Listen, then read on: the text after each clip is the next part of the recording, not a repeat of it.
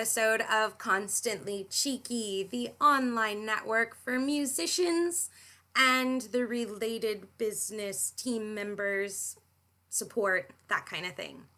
Up there is Rupert Cheek. You can find him at Cheeky Promo, or if you're on Facebook, it's at Mr. Cheeky Promo.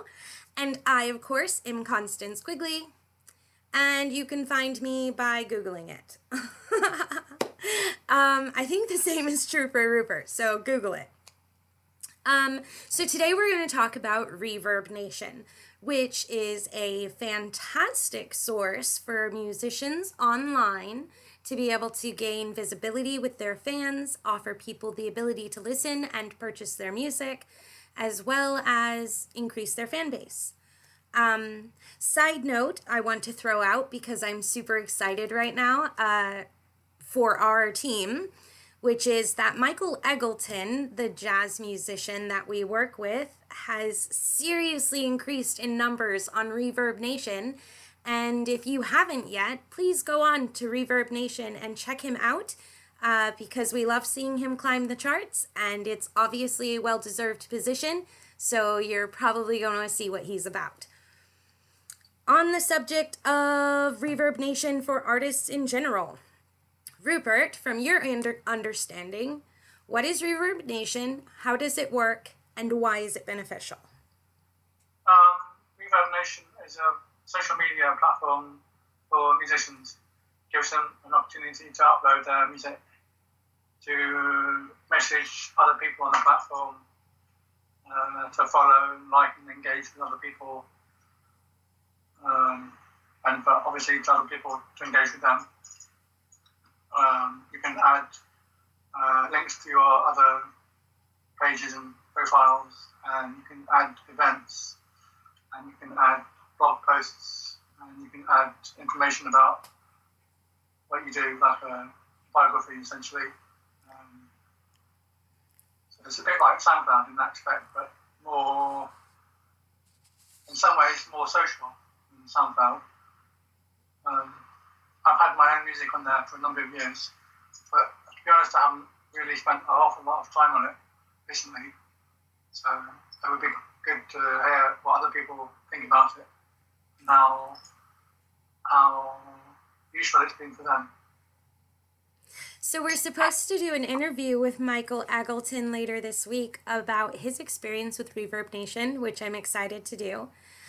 You said you were interested in what other people had said, so I scoured the internet to try and find some feedback from other people about ReverbNation.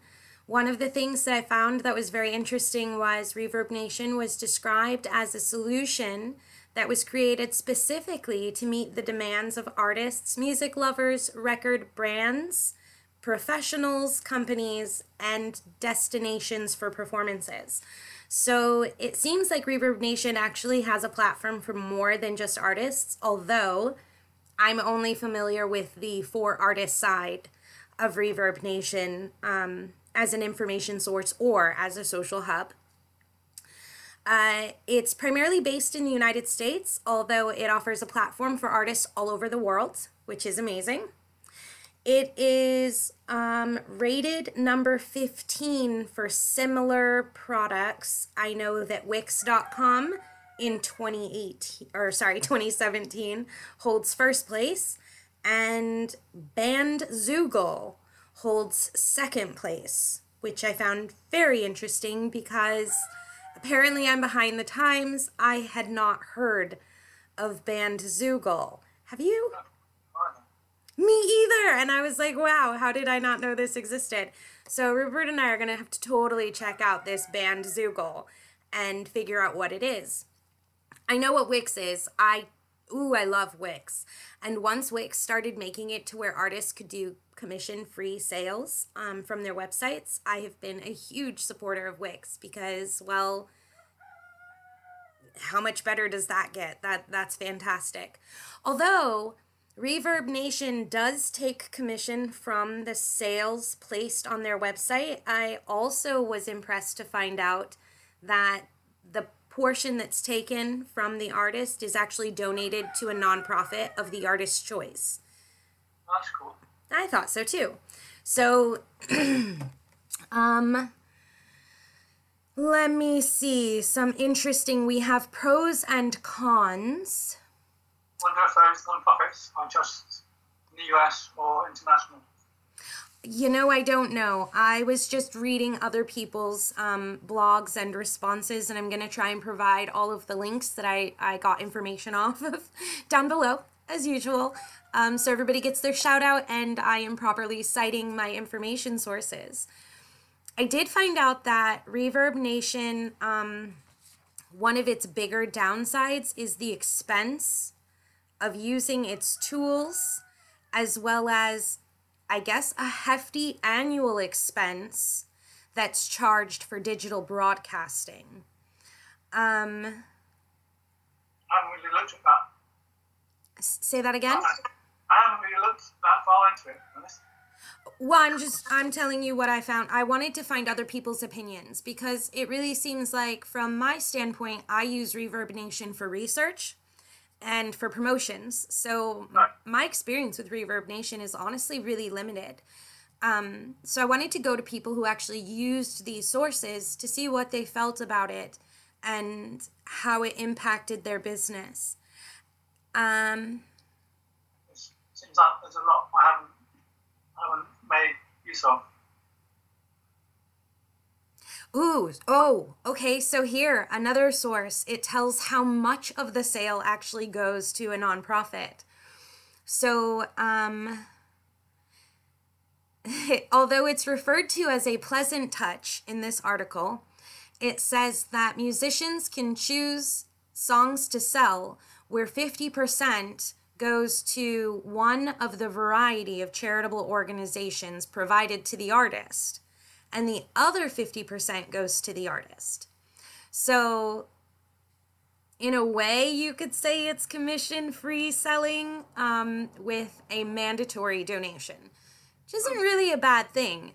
Maybe it would be a good idea for artists to have a Wix website so they could have the opportunity of 100% commission, and then a Reverb site where they try and push their sales on Wix and donate to the charity of their choice, because it also seems like the charities are pre-selected for you. And I don't know about you, but I like to pick if I'm giving my money away. I want all the choices. I want to be able to pick what I want to give my money to. I'm going to give 50% of money to a charity than not. Right, that's true. Yeah. Well, I don't know though.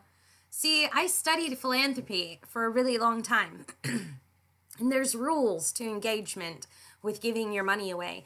And sometimes if you don't do your research about the charity that you're giving your money away to, you're causing more damage than you are creating a solution.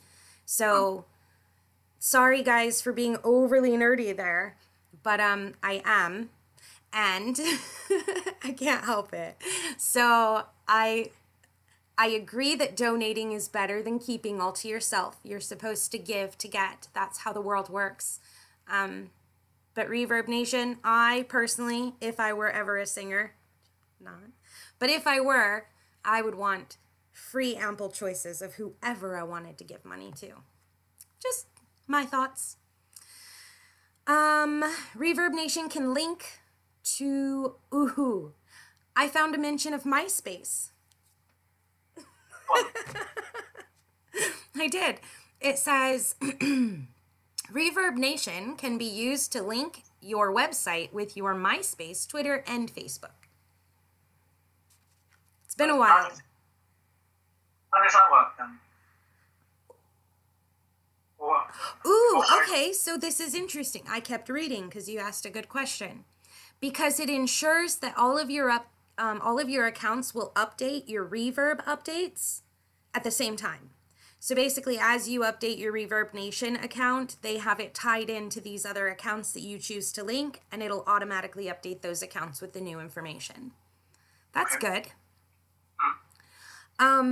Another huge boon here for ReverbNation, especially for you and I, Rupert, is that all of your followers from Facebook, MySpace, and or MySpace. So you have to pick Facebook, or MySpace.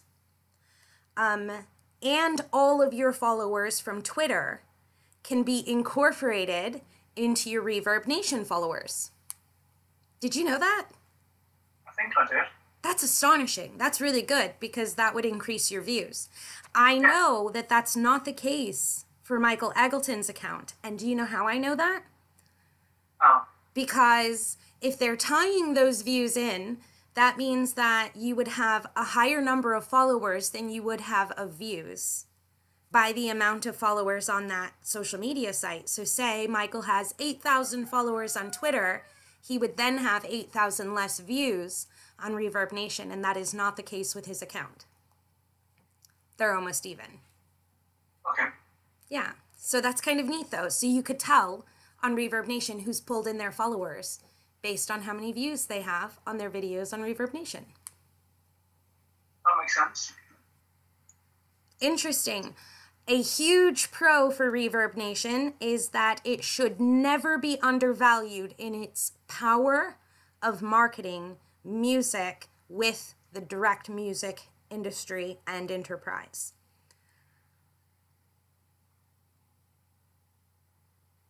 I haven't really looked at their marketing options as a musician myself.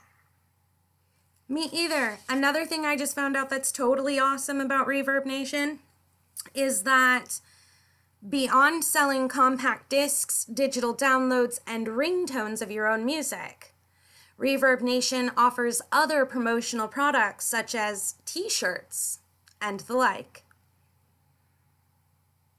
And there's absolutely no advanced expense for this. That's interesting. They take a percentage of those things on. Yeah, it says all products are created and marketed on demand. That would mean that they would, so say you set up t-shirt sales for Rupert Cheek. If a t-shirt sale order comes in, they will make that order, it looks like, for that one person, and then they would cut you a percentage of that sale.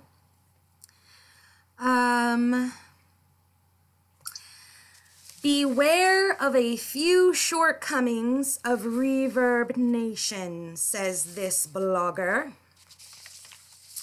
Let's check out what they are. Social spam, number 1. Because it works like a social network, there is a reasonable volume of social spam. Forewarn. There are problems with the player. At times, ReverbNation's player fails to initialize. That would be horrible. Yeah. And it only allows MP3s. Okay, so I have found a lot of comments about this, and I kind of like how cheeky people are. It's amazing. But one of the bloggers had clearly stated, and it was like all bold, but ReverbNation, this is the year 2016. It was written last year. You have to upgrade from MP3s only. What other kind of platforms would people be interested in for ReverbNation, I wonder? What do you mean? Well, if you didn't want MP3s, like MP4s, I mean, what else would they want? From your perspective. I guess the higher quality audio formats like WAV files and AIFs and MP4s, which are videos. Yeah. One of my favorite features about ReverbNation and something that I am familiar with is that you can track your ranking either by city, by region, by nation, or by globe. And that is pretty cool because there's nothing like watching your numbers climb, both locally, regionally, and globally. Although, in my experience, I've noticed that you will grow and this is just observationally, world. Somebody can shout out if they did this differently. But in my observational experience, you will reach the top 5 locally or regionally before you will reach higher percentages globally. which makes sense. But I've also seen artists reach the top 5 regionally and be nowhere near it locally. So I guess it depends on how you're marketing yourself and how your team's strategy has your social media and online presence functioning.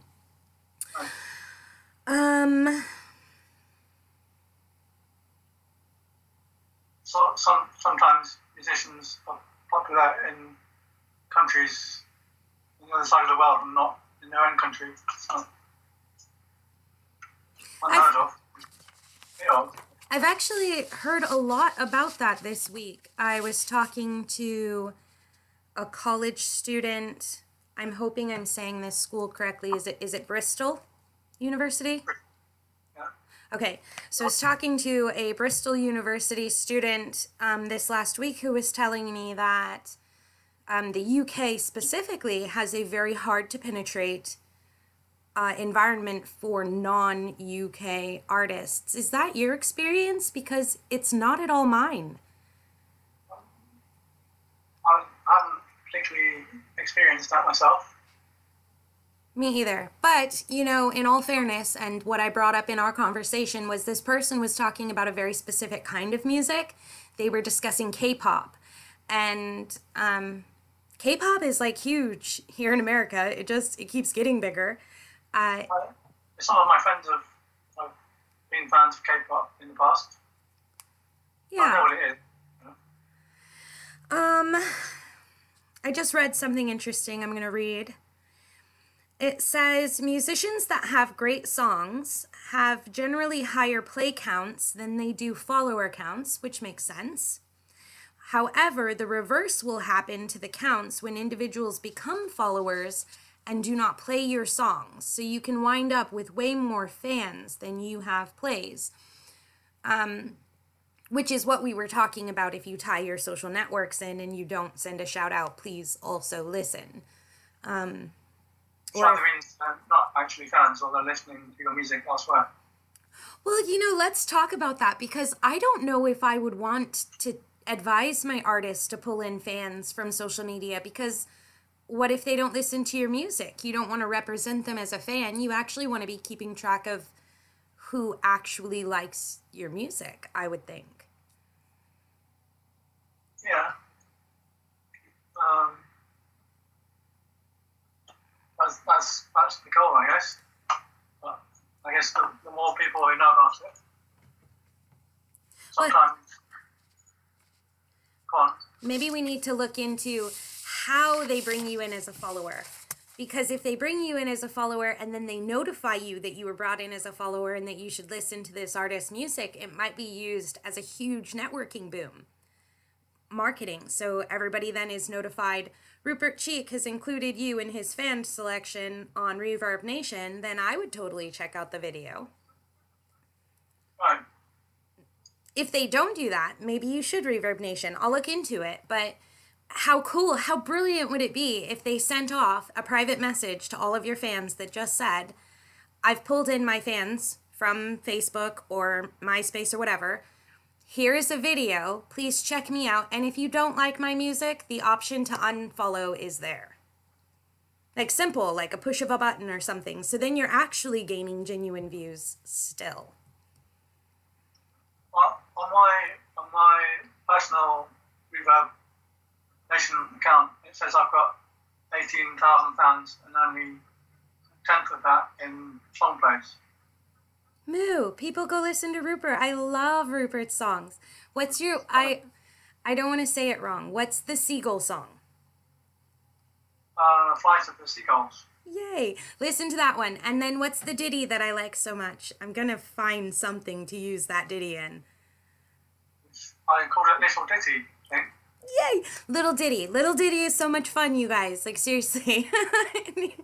It needs to be incorporated in, like, a video game. It is too much. It's just amazing.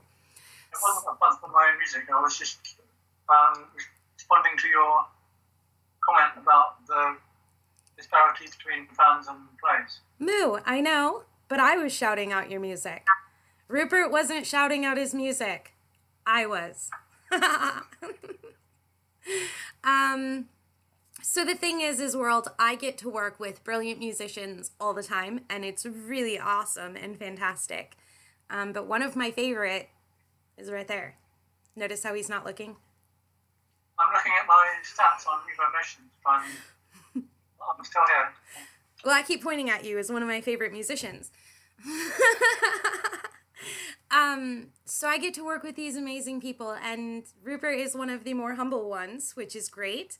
So it is my shout out. Go check out Rupert's music and enjoy it, because it's definitely worth enjoying.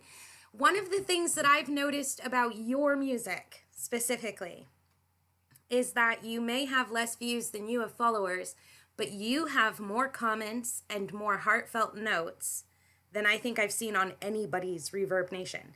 People are constantly commenting on your music. So you have those little timeline ditties.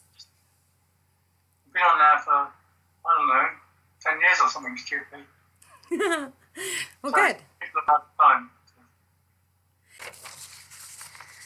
So Rupert and I have covered a lot of really cool things about ReverbNation. I would love to hear feedback from you.